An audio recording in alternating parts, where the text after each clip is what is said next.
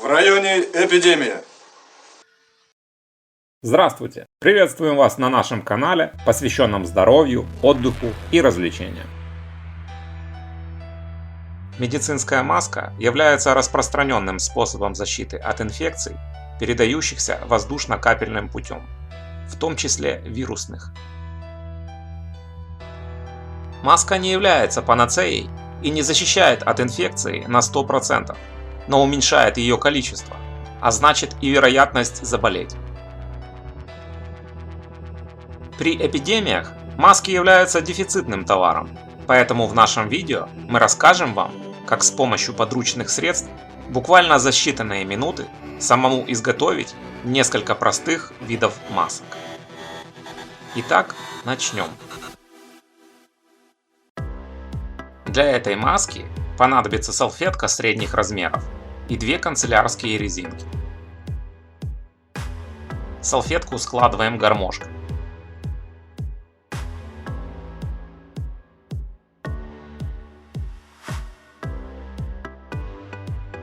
На концы сложенной салфетки накидываем резинки, скрученные петлей.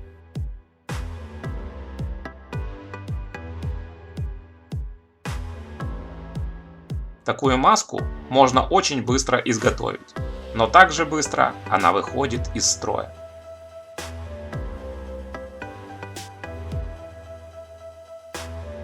Ее хватит на пару десятков минут пробежаться из дома в магазин поблизости и назад. Для этой маски понадобится несколько небольших салфеток и 2 канцелярские резинки. Салфетки разворачиваем, складываем в несколько слоев. Полученный бутерброд складываем гармошкой.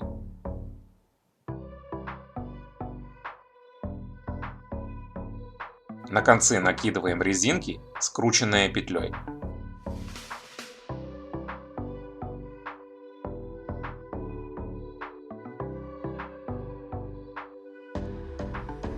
Такую маску можно быстро изготовить, но она также быстро выходит из строя. Ее хватит на пару десятков минут пробежаться из дома в магазин и назад.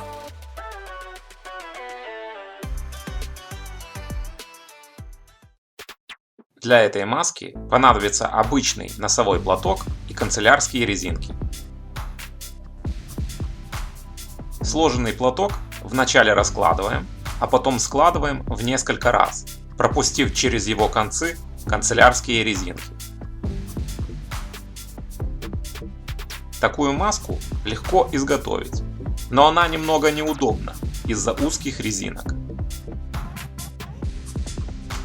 Нужно менять через 3-4 часа. Продезинфицировав утюгом, можно использовать повторно.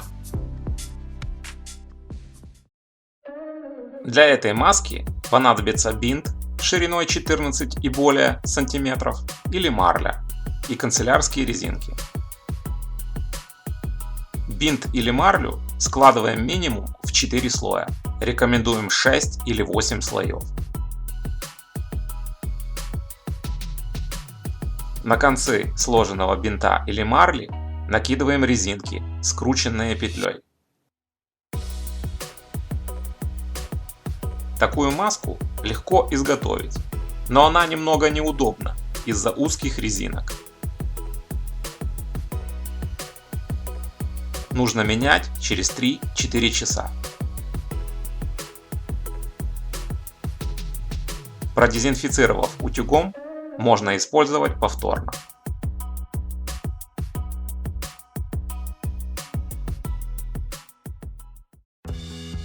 Для этой маски понадобится бинт шириной 14 и более сантиметров или марля и канцелярский степлер со скобами. Бинт или марлю складываем минимум в 4 слоя, рекомендуем 6 или 8 слоев.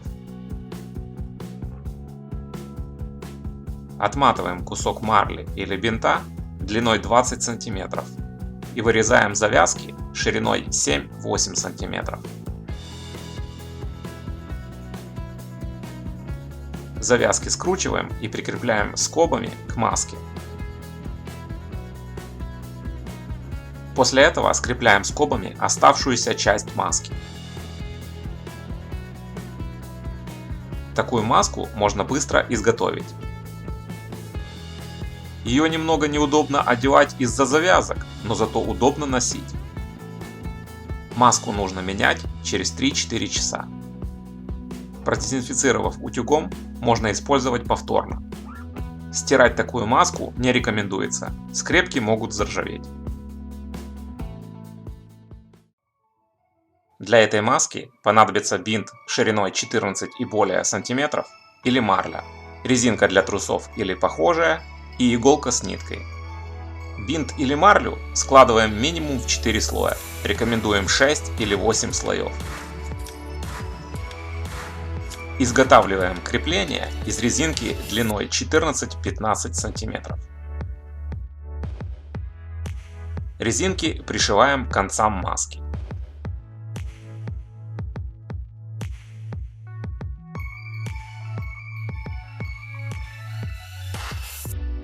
После этого сшиваем оставшуюся часть маски.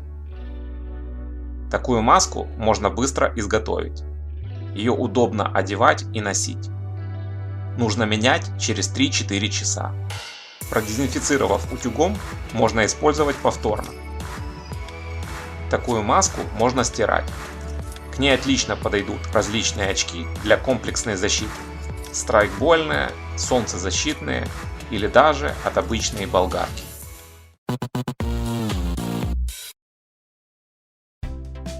Для этой маски понадобится мужская футболка из плотной ткани.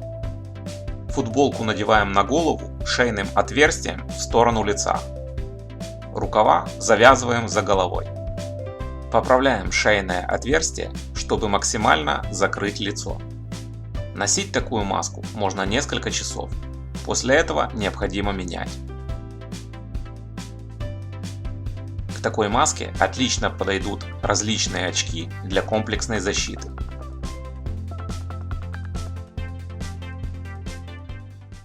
Главное, чтобы в этом наряде вас не приняли за террориста.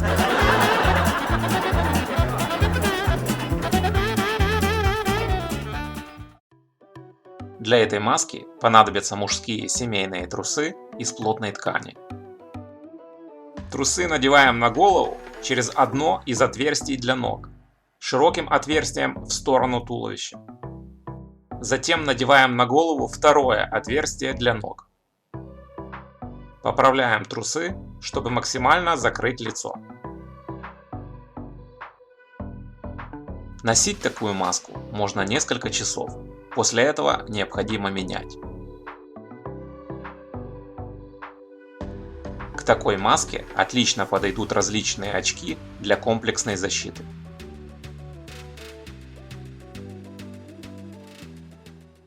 Главное, чтобы в этом наряде вас не приняли за сильно больного.